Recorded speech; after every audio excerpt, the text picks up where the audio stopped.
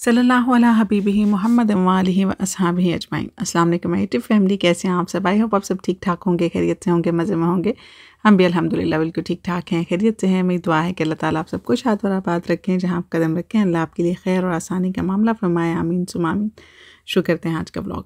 जनाब आपके सामने हमारा नया सोफ़ा है। पिछले वाला इतना गंदा हो गया था, मुझे खुद इतनी शर्मिंदगी होती थी उसको दिखाते हुए या करते हुए, क्योंकि बच्चों वाला घर है, ज़ाहिर है बच्चे वहीं पे बैठते हैं, खाते पीते हैं, सब कुछ करते हैं। तो वो हमारे आने से पहले का था यहाँ पे मौजूद, बट कुछ बात बनी नहीं रही थी ना, मतलब बीच में कोई ना कोई मसला आ रहा था तो लेने नहीं हो रहा था। तो अब फाइनली हमने न्यू सोफ़ा ले लिया है। माशाल्लाह कहें, देख के और बताएं कैसा है। मुझे इसका कलर कॉम्बिनेशन भी बड़ा पसंद आया था, तो फिर ये है कि मैंने हस्बैंड को बोला कि हम यही ले लेते हैं। तो माशाल्लाह बैठने में भी कंफर्टेबल है और वैसे भी बड़ा अच्छा और खुला डुला सोफ़ा है, हमारी फैमिली के लिए बड़ा अच्छा है। दूसरे वाला फेंक देंगे। और साथ में मैंने एक किचन की कैबिनेट जो है वो भी मंगवाई थी, बिकॉज़ किचन में जो हमारी पहले वाली कैबिनेट पड़ी हुई थी वो टूट गई है पीछे से, तो मुझे एक कैबिनेट चाहिए थी, तो मैंने वो मंगवा ली। तो ये 2-3 चीज़ें, अभी काफ़ी कुछ चेंज करने वाला है, वो आहिस्ता आहिस्ता करूँगी। मुझे काफ़ी कमेंट्स आते हैं कि आप होम टूर शेयर कर दें। होम टूर इस वजह से नहीं करवाती क्योंकि अभी बहुत कुछ है करने वाला, तो जब एक दफ़ा घर प्रॉपर सेट हो जाएगा ना, फिर मज़ा आता है होम टूर करवाने का। वरना फिर हर चीज़ के लिए क्लैरिफिकेशन देनी पड़ती है कि ये ऐसे क्यों है, ये वैसे क्यों है, तो मैं देना नहीं चाहती। तो क्योंकि ये मेरे अपने ज़ाती मसले हैं, तो आई डोंट थिंक सो कि मुझे यहाँ पे शेयर करने की ज़रूरत है। तो इस वजह से इंशाल्लाह जैसे ही घर प्रॉपर सेट हो जाएगा मेरी मर्ज़ी के मुताबिक, तो फिर ज़रूर शेयर करूँगी मैं आप लोगों के साथ। उसके बाद जनाब बस घर के काम काज करेंगे। आज की वीडियो में मैंने बनाई थी मैंगो डिलाइट, जो कि आजकल बड़ी वायरल हुई हुई है हर जगह पे, तो इस वजह से मैंने सोचा मैं भी बना लूँ। तो मैंगो डिलाइट बनाई थी। और यहाँ पे मैंने ना, मेरे पास ये पिंक कलर की सोफ़ा कवर ही थी, सोफ़ा के ऊपर बिछाने वाली ये चादर थी, तो मैंने इसके ऊपर बिछा दी ताकि बच्चे हैं दोबारा से ये गंदा ना करें। किचन कैबिनेट में भी चीज़ें वगैरह रखती हैं थोड़ी बहुत, थोड़ी सेटिंग करने वाली हो, फिर इंशाल्लाह बाद में करूँगी। एक दिन में इतना कुछ नहीं होता, बिकॉज़ दिमाग लगाना पड़ता है, आहिस्ता आहिस्ता आइडियाज़ आते हैं कि कौन सी चीज़ कहाँ पर रखनी है। तो फिर जैसे जैसे मुझे आइडियाज़ आते जाएंगे तो मैं चीज़ें यहाँ से वहाँ, वहाँ से यहाँ करती जाऊँगी। बट यह है कि सब कुछ अल्हम्दुलिल्लाह सेट हो गया था। अब सिर्फ ओवन का एक मसला है, ओवन रखने की जगह नहीं बन रही यहाँ पे, तो उसके लिए हम एक टेबल देख रहे हैं। हमें कोई टेबल मिल जाए थोड़ा ऊंचा सा, ताकि हमजा की एक्सेस से दूर हो, तो फिर यहाँ पे हम साइड पे टेबल रख के उसके ऊपर ओवन रख देंगे, ताकि ओवन भी किचन के अंदर ही रहे। वरना हस्बैंड कह रहे हैं कि मैं एक शेल्फ बनवा दूँगा, तो उसके ऊपर रख देंगे। यहाँ पे मैंने भी लॉक लगाया, क्योंकि हमजा जो है ना वो मुसलसल आके इसको खोली जा रहा था, तो यहाँ पे मैंने कुछ चीज़ें रखी हुई थी, तो इस वजह से मैंने इसको बंद कर दिया। अपना घर है, अपनी मर्ज़ी है, जिस तरीके से मर्ज़ी डेकोरेट करें, जिस तरह आपका दिल चाहता है, जितना आपके लिए कन्वीनियंट है उस तरह करें। यकीन करें कि बोझ डालने से कुछ नहीं होता। अगर इंसान दूसरों को देख के अपनी ज़िंदगी को गुजारने लगे ना, तो बड़ी मुश्किल हो जाती है ज़िंदगी। बहुत सारे लोग होते हैं जो हमसे बहुत बेहतर होते हैं, और बहुत सारे ऐसे होते हैं जो हमसे बहुत कमतर होते हैं। तो अगर हम अपने से कमतर को देखें ना, तो ज़िंदगी बड़ी आसान हो जाती है। फिर बंदा कहता है कि अल्हम्दुलिल्लाह मेरे पास तो ये भी है, मेरे पास तो ये भी है, फ़लाँ के पास तो ऐसा कुछ नहीं है। अगर आपने ऊपर देखेंगे ना, तो फिर ज़िंदगी बड़ी मुश्किल कर देते हैं आप, अपने लिए भी और अपने साथी के लिए भी, बिकॉज़ वो एक अकेली जान है जिसने कमाना है, जिसने लाके अपने बीवी बच्चों पे खर्च भी करना है, जिसने सारे मामलात भी देखने हैं।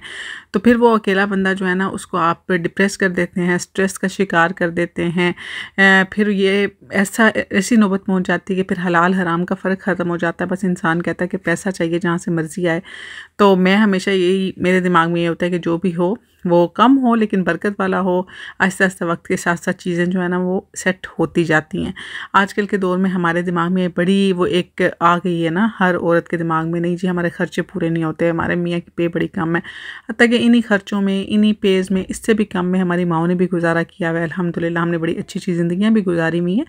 लेकिन ये है कि बस आजकल जो दिखावा है ना, आजकल दूसरों से आगे बढ़ने की जो रेस है, इसने हमारे जो मामलात हैं ना उनको बड़ा ख़राब कर दिया है। क़यामत की निशानियों में से एक निशानी ये भी तो है ना कि इंसान ये नहीं देखेगा कि पैसा कहाँ से आ रहा है, बस वो पैसा कमाने के चक्कर में पड़ा रहेगा। उसको इससे कोई फ़र्क नहीं पड़ता कि अच्छे तरीके से आ रहा है, गलत तरीके से आ रहा है।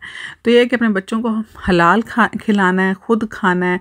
अगर आप चाहते हैं कि आपकी औलाद आपके हक़ में नेक हो, सदका जारिया बने, दीन और दुनिया में आपके लिए रहमत का बायस हो, तो ये तभी होगा जब आप ख़ुद भी हलाल खाएँगे, उन्हें भी खिलाएँगे।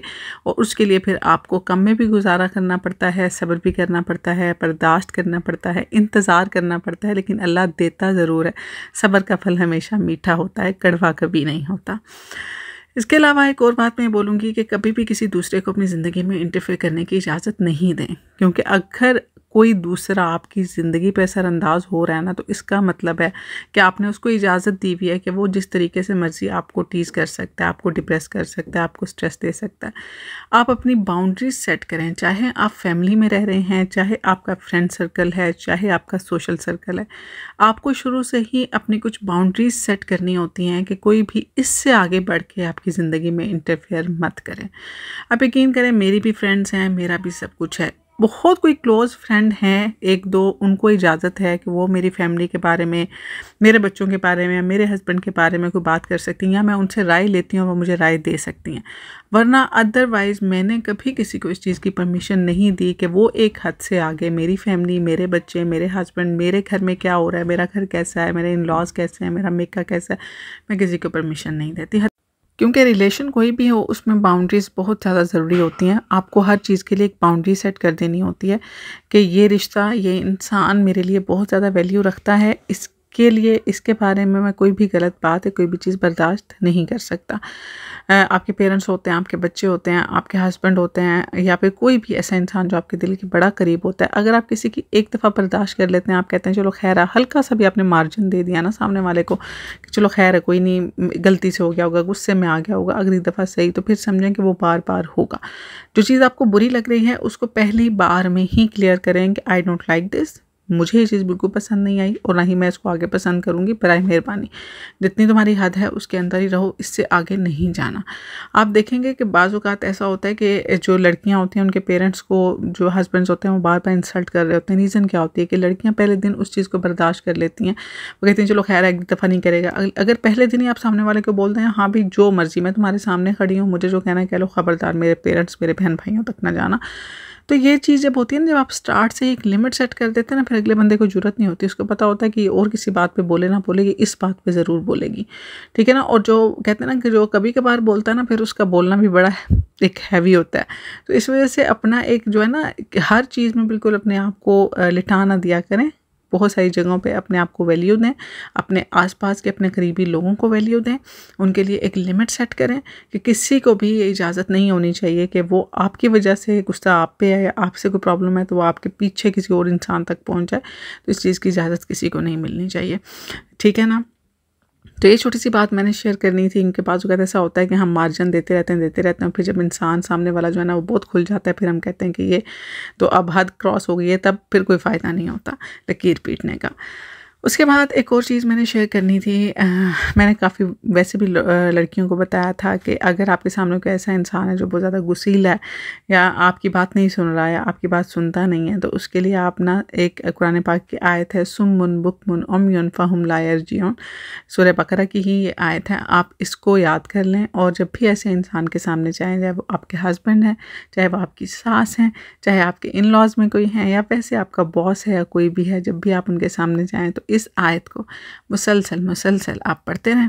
तो इंशाल्लाह जब आप इसको मुसलसल दिल में या ज़ुबान से उनके सामने पढ़ते रहेंगे तो वो इंसान जो है वो आपके साथ बिल्कुल भी बुरा बिहेव नहीं करेगा। अगर उसको गुस्सा बहुत जल्दी आ जाता है तो वो गुस्सा नहीं करेगा, वो आपकी बात बड़े तहम्मुल के साथ सुनेगा। स्पेशली जो गुस्से वाले लोग हैं, अगर आपके हस्बैंड बहुत गुस्सीले हैं, आपकी सास बड़ी गुस्सीली हैं, तो आपको समझ नहीं आती बात कैसे करनी, तो जब भी आप उनके सामने जाएँ तो ये आयत जो है, सुम्मुन बुकमुन उम्युन फ़हुम ला यर्जिऊन, दिल में या ज़ुबान से मुसलसल दोहराते रहें, तो इंशाल्लाह उनको गुस्सा भी नहीं आएगा और वो आपकी बात सुनेंगे भी। तो बस जनाब, ये मेरी आज की वीडियो थी। आई होप आपको पसंद आई लाइक करें, कमेंट करें, शेयर करें, चैनल को सब्सक्राइब ज़रूर कर लिया करें। कमेंट बॉक्स में अपने कमेंट करके ज़रूर बताया करें कि आपको वीडियो कैसी लगी। मैं आपसे मिलूंगी नेक्स्ट वीडियो में, तब तक रखिएगा अपना ढेर सारा ख्याल, मुझे मेरी फैमिली को अपनी दुआओं में याद रखिएगा।